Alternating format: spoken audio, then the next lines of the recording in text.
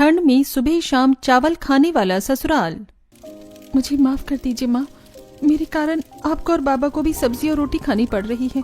आपको और बाबा को चावल कितने पसंद है, पर मेरी बीमारी के कारण आप चावल नहीं खा पा रही हो। बिटिया, तुझे भी तो चावल कितने पसंद है, पर तेरी तकलीफ के कारण तू चावल नहीं खा सकती। फिर हम कैसे तेरे सामने चावल खा सकते हैं? इसलिए हम भी रोज तेरे साथ सब्जी रोटी ही खाएंगे। माँ, आप क्यों मेरी वजह से अपनी पसंद का खाना नहीं खा रही हो? आप अपने और बाबा के लिए चावल बनाइए और मेरे लिए सब्जी बनाइए। नहीं साधना, तू हमारे सामने साधारण सब्जी खाएगी तो हमसे कैसे अच्छे चावल के पकवान खाए जाएंगे। अपनी माँ की ये बात सुनकर साधना की आंखों में आंसू आ जाते हैं। साधना अपनी माँ दामिनी के साथ अपने इस छोटे से घर में बड़ी गरीबी में अपना जीवन बिता रही थी। थोड़े समय बाद खाना बनकर तैयार हो जाता है। तभी साधना का पिता मनोहर घर आ जाता है। मनोहर गांव में दूसरों के खेतों में मजदूरी करता है। तीनों घर में बैठे सब्जी रोटी खा रहे थे। सब्जी पानी जैसी पतली और कम नमक मसाले वाली थी। माँ, बाबा से ये सब्जी खाई नहीं जा रही है, आप इनके लिए चावल या दूसरे कोई पकवान बना लीजिए। ये सब्जी बहुत ही बेस्वाद है। अरे नहीं नहीं बिटिया, सब्जी तो बहुत अच्छी बनी है और अभी ना मुझे गैस की बहुत ज्यादा तकलीफ हो रही है। अगर मैं चावल खाऊंगा तो मेरा गैस बढ़ जाएगा और फिर मुझे रात में ठीक से नींद नहीं आ पाएगी। मुझे पता है बाबा कि आप मेरी वजह से झूठ बोल रहे हो। साधना को एक बीमारी थी जिसमें वो चावल का सेवन नहीं कर सकती थी। साधना जब भी चावल का सेवन करती थी तो उसे बहुत तकलीफों का सामना करना पड़ता था। अब साधना को ऐसी कौन सी बीमारी है और क्यों है, ये जानेंगे हम आगे। थोड़े समय बाद मनोहर अपने काम पर चला जाता है और साधना अपनी माँ के साथ घर के काम करने लगती है। अब इसी तरह दिन प्रतिदिन बीतने लगे। एक दिन साधना को पास के गांव में रहने वाले एक मिडिल क्लास परिवार के बेटे का रिश्ता आता है जिसका नाम है रोहन। शाम का समय साधना अपने घर में थी। दामिनी, शामू भाई बता रहे थे कि रोहन और उसके परिवार वाले बहुत ही भले और नेक लोग हैं। सच में साधना बिटिया बड़ी भाग्यशाली है कि इसे इतना अच्छा ससुराल मिला। लड़की वालों ने तो 8 दिन बाद ही शादी करने के लिए कहा है। अब हम इतनी जल्दी इतनी सारी तैयारियां कैसे कर पाएंगे? इस समय तो हमारे पास पैसे ही नहीं है। तुम इसकी चिंता मत करो दामिनी, मैंने अपने गांव के जमींदार साहब से 50,000 रुपए कर्जा मांगा है। वो कल ही मुझे पैसे दे देंगे, जिससे हम बिटिया की शादी की सारी तैयारियां बड़े अच्छे से कर लेंगे। क्या 50,000? बाबा, ये रकम तो बहुत ज्यादा है। आप इतना पैसे कैसे लौटा पाएंगे? हम धीरे धीरे करके उनका सारा कर्ज चुका देंगे बिटिया, पर इस समय तेरा ब्याह करवाना बहुत जरूरी है क्योंकि ऐसे अच्छे रिश्ते बार बार नहीं आते। यकीनन गरीब इंसान को अपने जीवन की एक खुशी को पूरा करने के लिए भी काफी सारी मुश्किलों का सामना करना पड़ता है। तभी अगले ही दिन मनोहर जमींदार से कर्ज लेकर बेटी की शादी की तैयारियों में लग जाता है, जिसके बाद कुछ ही दिनों में साधना की शादी रोहन से हो जाती है और साधना पास के गांव में रोहन के घर चली जाती है। रोहन का घर 3 कमरों का घर है जो कि किराए का है। रात का समय साधना अपने ससुराल में लिविंग रूम में सबके सामने दुल्हन के अवतार में बैठी थी। सामने साधना के सास ससुर हेमानी दर्पण, 2 देवर रमेश कुमार, बूढ़ी दादी सास जानकी देवी, 2 ननंद रिया अनीता और पति रोहन, ये सब थे। रोहन बेटा, सब लोग काफी थक चुके हैं। अब तुम बहू को लेकर कमरे में जाओ और दोनों आराम करो। कल सवेरे जल्दी भी तो उठना है सभी को। जी माँ। रोहन और उसके परिवार वाले मिडिल क्लास लोग हैं। तभी साधना रोहन के साथ अपने कमरे में आती है। क्या करूं? अपनी बीमारी के बारे में रोहन जी को बताऊं या नहीं? नहीं, माँ बाबा ने यहाँ किसी को भी ये बताने से मुझे मना किया है। बड़ी मुश्किल से तो मेरी शादी हो पाई है। अगले दिन सवेरे साधना सुंदर सी साड़ी पहने कमरे से बाहर आती है। बाहर पूरे परिवार के सदस्य बैठे हुए थे। रोहन भाई, मुझे 2,000 रुपए दीजिए ना, मुझे स्वेटर लाना है। ठंड का मौसम शुरू हो चुका है तो कॉलेज आने जाने में मुझे स्वेटर लगेगा। हाँ, मुझे भी अपने लिए स्वेटर लाना है क्योंकि ठंड भी तो अभी से पड़ने लगी है। ठंड का मौसम शुरू होने वाला था और उसके आसार अभी से ही नजर आ रहे थे। नए स्वेटर लाने की क्या जरूरत है? पिछले साल के सबके गर्म कपड़े रखे हैं, वही सब पहनना। माँ, अब तो हमें नए स्वेटर लाने दीजिए। वो स्वेटर हम 4 साल से पहनते आ रहे हैं, वो काफी पुराने हो चुके हैं। कुछ पुराने नहीं हुए हैं स्वेटर। ठंड से बचने के लिए केवल स्वेटर की आवश्यकता होती है। अब स्वेटर नया हो या पुराना, इससे कोई फर्क नहीं पड़ता। सब पुराने ही गर्म कपड़े पहनेंगे। पता नहीं माँ कब अपनी कंजूसी छोड़ेंगी। साधना बहू, वो सामने रसोई घर है, सबके लिए चाय और कल रात के दाल चावल गरम करके ले आओ। अरे बाप रे, यहाँ तो आते ही चावल का नाम निकल गया। साधना रसोई में आती है जहाँ फ्रिज के अंदर एक बड़े से बर्तन में कल रात का भात रखा हुआ था और एक बर्तन में कई सारी दाल रखी हुई थी। इसका मतलब मुझे भी सबके साथ नाश्ते में दाल चावल खाने होंगे। क्या करूं अब, चावल खाने से तो मुझे तकलीफ होती है। कोई नहीं, एक बार खाने से कुछ नहीं होगा, दोपहर में मैं सब्जी रोटी बना लूंगी। तभी साधना उन दाल चावल को अच्छे से गर्म करती है और साथ में चाय बनाकर बाहर ले आती है। बाहर सब नीचे चटाई पर बैठे हुए थे, तभी सब चाय के साथ दाल चावल खाने लगते हैं। अब सबके साथ साधना भी दाल चावल खा रही थी। नाश्ते में कौन दाल चावल खाता है यार, कहीं चावल खाने से मेरी तकलीफ न बढ़ जाए। थोड़े समय बाद सबका नाश्ता हो जाता है। अच्छा माँ, हम कारखाने जा रहे हैं, चलो रमेश कुमार। तीनों भाई एक कारखाने में काम करते हैं। तभी साधना की दोनों ननंद भी कॉलेज चली जाती हैं। साधना बहू, तो घर की सफाई और बाकी काम कर ले, मैं सबके गर्म कपड़े निकाल लेती हूँ। जी माँ जी। साधना घर की सफाई करने में लग जाती है।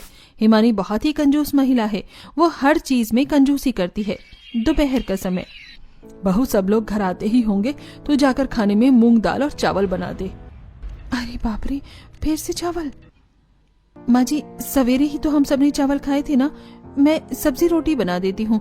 वो क्या है ना, दादी सा को डायबिटीज है और इनके लिए ज्यादा मात्रा में चावल का सेवन अच्छी बात नहीं है।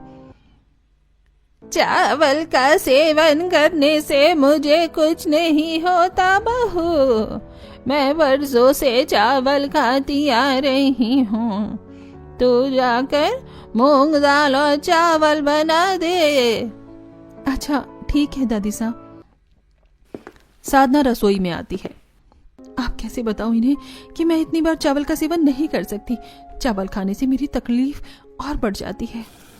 तभी साधना मूंग दाल और चावल बनाने में लग जाती है। थोड़े समय बाद सब घर में बैठी मूंग दाल और चावल खा रहे थे, पर साधना खाना नहीं खा रही थी। क्या हुआ साधना, तुम खाना क्यों नहीं खा रही हो? अगर मैं ये चावल खाऊंगी तो मेरी तकलीफ सच में काफी ज्यादा बढ़ जाएगी। क्या हुआ बहू, खाना खा।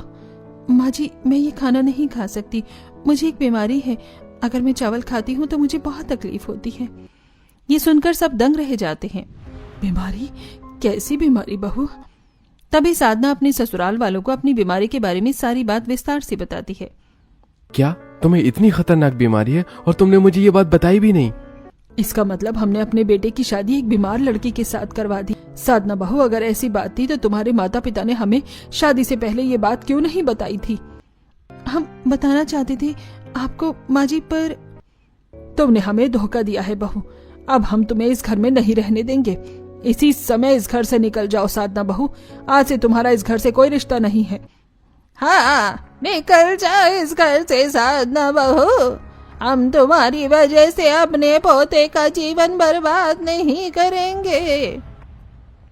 नहीं दादी जी, ऐसा मत कहिए, मुझे इस घर से मत निकालिए दादी जी, मैं आप लोगों के हाथ जोड़कर माफी मांगती हूँ। कोई माफी वाफी नहीं, चलो निकलो यहाँ से, आज से तुम्हारा और मेरा कोई रिश्ता नहीं। तभी रोहन साधना को धक्के मारकर अपने घर से बाहर निकाल देता है। साधना रो रो कर रोहन से मिन्नतें करने लगती है, पर रोहन उसकी एक नहीं सुनता और घर का दरवाजा बंद कर देता है। अरे बाप रे, इसका मतलब वो सपना था, बड़ा ही खतरनाक सपना था यार। नहीं नहीं साधना, तो यहाँ किसी को भी अपनी बीमारी के बारे में मत बताना, वरना ये लोग तुझे इस घर से ही निकाल देंगे। थोड़े समय बाद मूंग दाल और चावल बनकर तैयार हो जाता है। तभी साधना का पति देवर और ननंद ये सब घर आते हैं और सब फर्श पर चटाई पर बैठकर मूंग दाल और चावल खाने लगते हैं। अब साधना भी सबके साथ मूंग दाल और चावल खाने लगती है। ये लोग कितने चावल खाते हैं भगवान जी, बस रात के खाने में माँ जी चावल बनाने की बात ना कहीं, वरना मेरी तो हालत ही खराब हो जाएगी। शाम का समय, साधना रसोई में खड़ी थी, उसके पेट में बहुत दर्द हो रहा था। मेरा पेट, ये चावल से तो पेट में दर्द शुरू हो गया मेरे।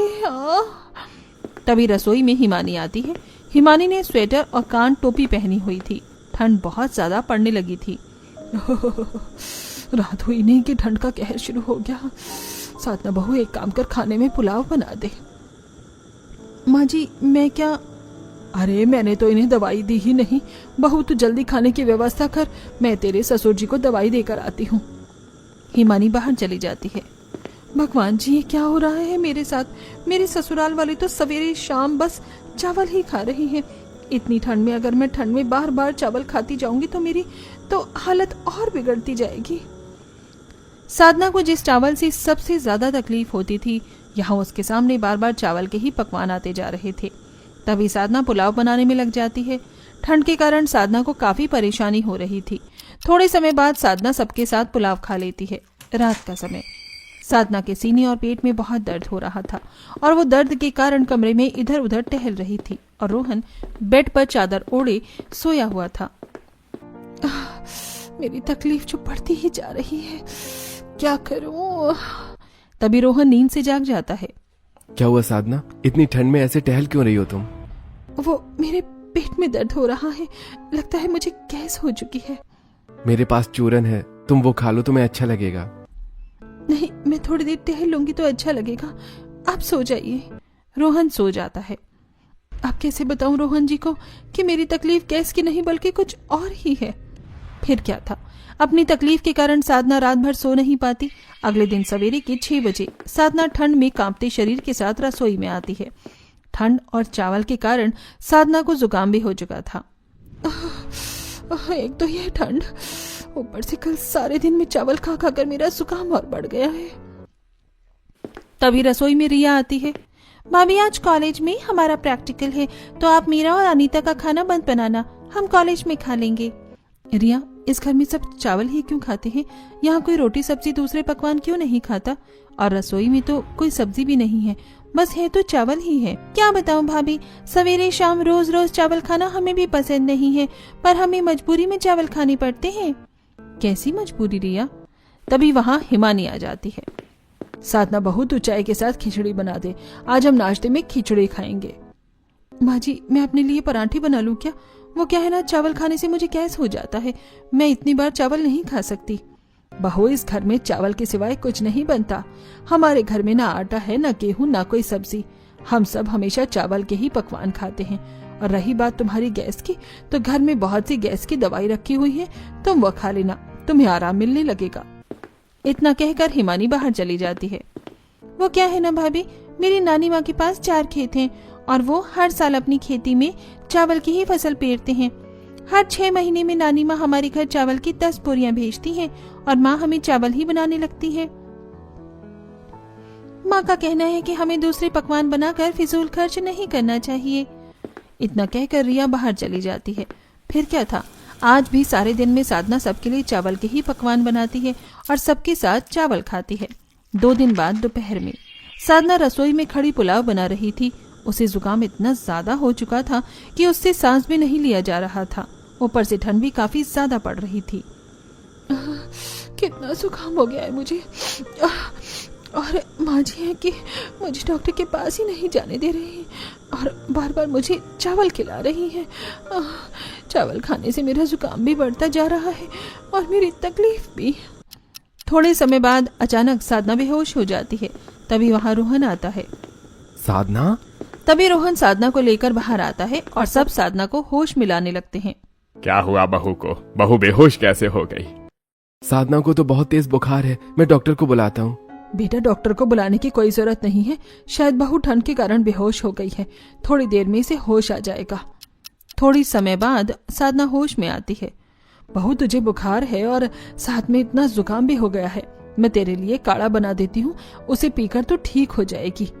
माँ जी, मुझे चावल खाने से ये तकलीफ हो रही है, मुझे डॉक्टर ने चावल खाने से मना किया है, आप मुझे अपने लिए सब्जी रोटी बनाने दीजिए ना। बहू, चावल खाने से कैसी तकलीफ भला? हम सब तो हमेशा चावल खाते हैं, हमें तो कभी कोई तकलीफ नहीं होती चावल खाने से, फिर तुम्हें क्या तकलीफ हो रही है? चावल खाने से मुझे गैस की तकलीफ हो रही है माँ जी। तो मैंने तुझे कहा था ना बहू कि तू गैस का चूरन खा लिया कर, हमारे घर में अन्य दूसरे कोई पकवान नहीं बनते, चावल तो हल्का खाना होता है, इसे खाने से तकलीफ नहीं होती, धीरे धीरे तुझे भी चावल खाने की आदत हो जाएगी।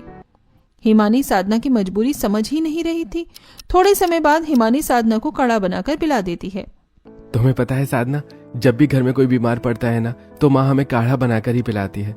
माँ का बनाया हुआ काढ़ा इतना असरदार होता है ना कि उसे पीने के बाद हमारी सारी तकलीफ दूर हो जाती है। कैसे बताऊं इन्हें अपनी तकलीफ के बारे में। भगवान जी, अब आप भी मुझे इस तकलीफ से बचा सकते हो। अगले दिन सवेरे के 10 बजे साधना घर की सफाई कर रही थी। साधना बहू, काफी दिन हो गए हमें बिरयानी नहीं खाई, जा तू सबके लिए स्वादिष्ट बिरयानी बना दे। जी माँ जी। ठंड में कांपते शरीर के साथ साधना स्वेटर पहनी रसोई में आती है और सबके लिए चिकन बिरयानी बनाने लगती है। घर में चिकन आ सकता है पर सब्जी नहीं आ सकती, क्या करूं मैं। थोड़े समय बाद साधना बिरयानी लेकर बाहर आती है और सब बिरयानी खा लेते हैं। शाम के 4 बजे सब घर में थे। ठंड के मौसम में चावल का खाना कब हजम हो जाता है पता ही नहीं चलता। साधना, मेरे लिए पुलाव बना दो, मुझे बहुत जोरों की भूख लगी है। भाभी, आप मेरे लिए भी पुलाव बना दीजिए, मुझे भी भूख लगी है। बहू, सभी के लिए पुलाव बना दे, दोपहर का खाना कब हजम हो गया पता ही नहीं चला। तभी साधना रसोई में आती है। अब खाना बनाते बनाते उसे चक्कर आने लगते हैं। मेरी तकलीफ तो बढ़ती ही जा रही है। भगवान जी, कैसी दुविधा में फंस गई हूँ मैं कि मैं अपनी तकलीफ के बारे में अपने परिवार वालों को भी नहीं बता सकती।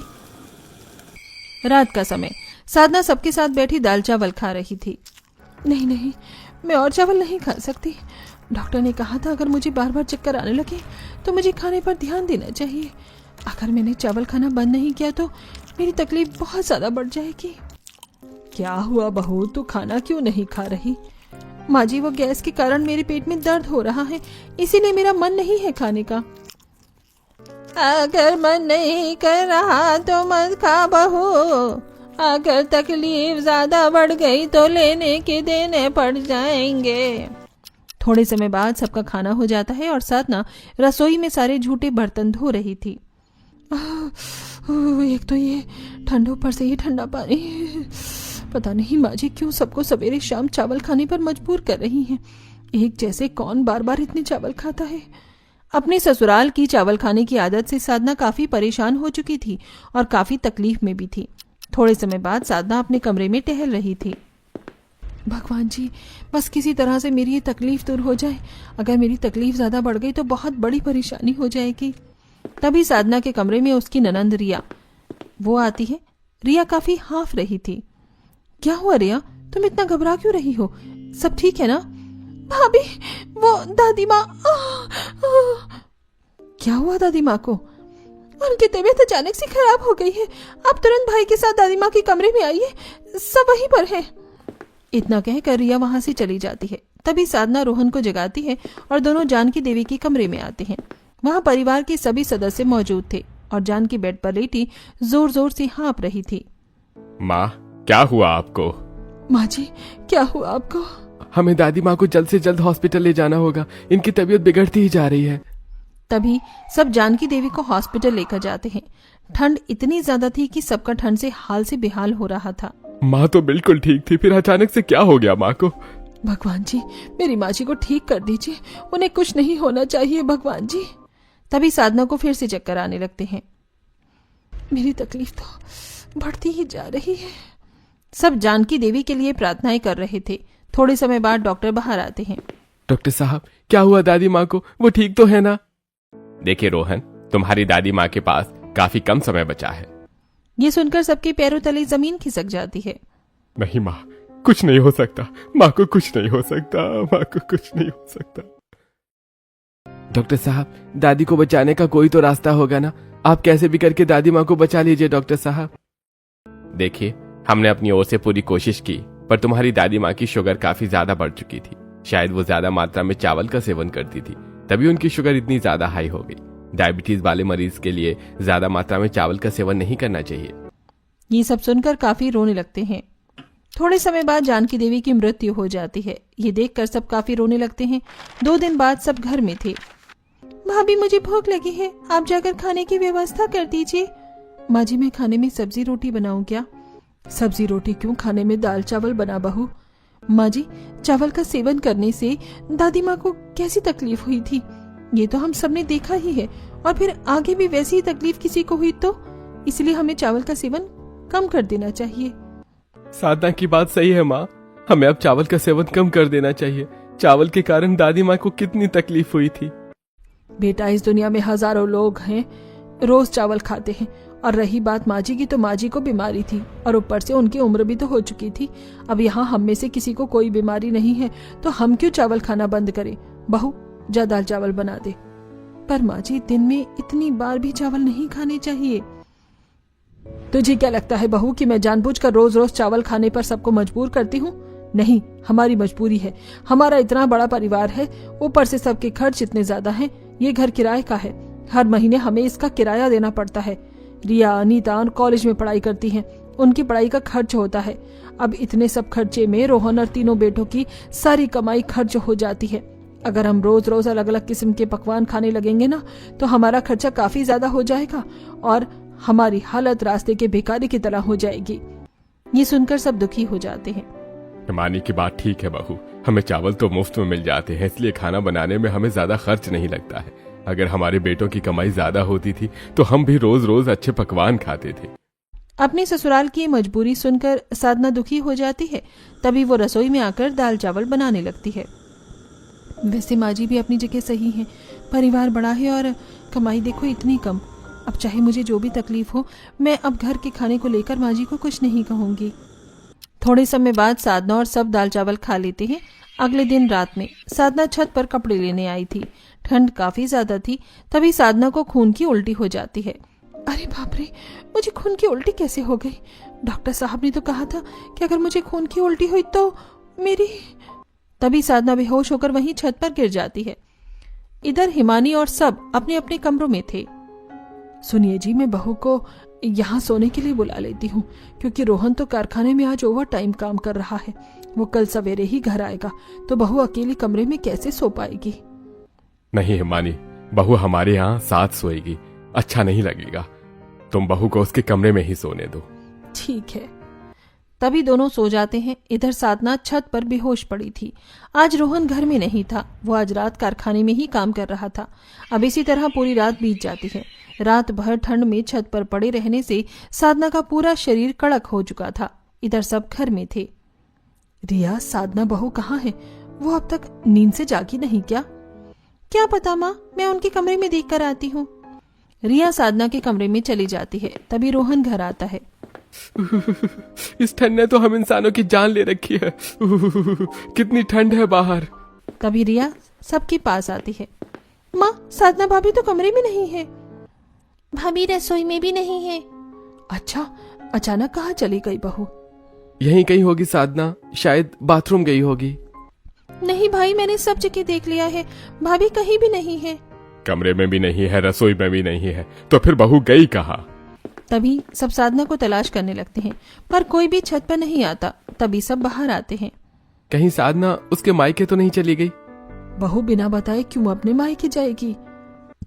अरे हमने तो छत पर देखा ही नहीं, शायद भाभी छत पर होंगी। तभी सब छत पर जाते हैं तो वहां साधना बेहोश पड़ी थी और उसके पास कई सारा खून पड़ा हुआ था, जो ठंड से जम चुका था। अरे बाप रे, बहू! साधना! तभी सब साधना के पास आते हैं तो साधना का शरीर ठंड से काफी कड़क हो चुका था। साधना उठो, साधना, साधना! सब साधना को होश में लाने लगते हैं, पर साधना होश में नहीं आ रही थी। लगता है भाभी रात भर ठंड में छत पर बेहोश पड़ी थी, हमें भाभी को तुरंत हॉस्पिटल लेकर जाना होगा। तभी सब साधना को हॉस्पिटल लेकर आते हैं तो वहाँ दामिनी मनोहर भी आते हैं। क्या हुआ मेरी बच्ची को? पता नहीं कैसे साधना को खून की उल्टी हो गई थी और वो बेहोश हो गई। क्या खून की उल्टी?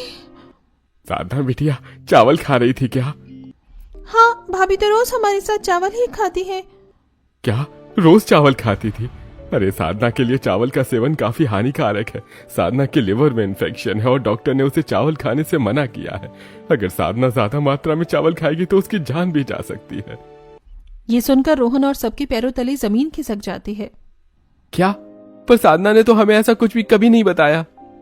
क्या साधना बहू को इतनी बड़ी बीमारी थी और हम उसे रोज चावल खाने पर मजबूर कर रहे थे, तो इसीलिए साधना बहू हमें बार बार चावल खाने से मना कर रही थी और हम उसकी बात समझ ही नहीं पाए।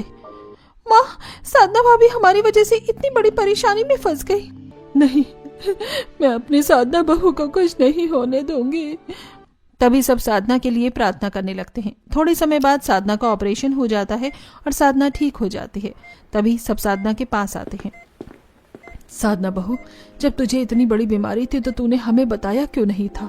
तू हर रोज चावल खाकर इतनी तकलीफ सहती आ रही थी और तूने हमें बताया भी नहीं।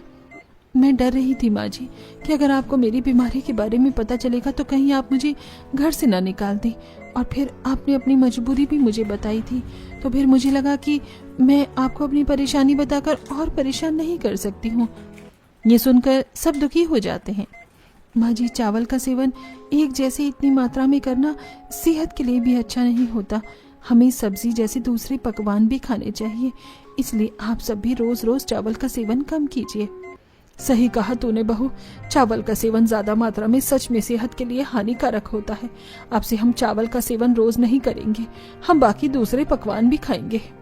पर माँ, अगर हम दूसरे कोई पकवान खाएंगे तो हमारा खर्च बहुत ज्यादा बढ़ जाएगा, फिर हम बाकी जरूरतें कैसे पूरी कर पाएंगे? हाँ माँ, हमारी कमाई तो कितनी कम है और खर्च कितने ज्यादा। हाँ, ये भी बात है, अब क्या करें? कोई नहीं माँ, भाभी केवल अपने लिए सब्जी बना लिया करेंगे और हम सबके लिए चावल बना लिया करेंगे। माँ जी, नानी माँ जो हमें चावल भेजती हैं, हम उसमें से थोड़े चावल बेचकर घर के बाकी का राशन ला सकते हैं ना। इससे हमें हमारा ज्यादा खर्चा भी नहीं होगा और हम रोज रोज सब्जी और दूसरे पकवान भी खा पाएंगे और साथ में चावल भी। हाँ, ये उपाय ठीक है बहू, अब हम ऐसा ही करेंगे। तभी सब घर आते हैं। रोहन बेटा, घर में 10 बोरियां चावल हैं, उनमें से 5 बोरी चावल तुम बाजार में अच्छे दाम में बेचाओ और उन पैसों से बाकी का राशन, सब्जी ये सब ले आओ। आज से केवल रात के समय खाना बनेगा और दिन में सब्जी बनेगी। ठीक है माँ। तभी रोहन और उसके भाई 5 बोरियां अनाज लेकर बाजार लेकर चले जाते हैं और उन्हें अच्छे दाम में बेचकर बाकी का राशन लेकर आते हैं। उसके बाद साधना रोज अपने लिए सबके लिए सब्जी रोटी बनाती है और रात में सबके लिए चावल और अपने लिए रोटी सब्जी बनाने लगी, जिसके बाद ना कभी साधना को तकलीफ होने लगी, ना अब उसकी ससुराल वालों को रोज रोज चावल खाने पड़ रहे थे। तो इसी तरह सबको सवेरे शाम रोज रोज चावल खाने से मुक्ति मिल गई और सब हंसी खुशी अपना जीवन बिताने लगे।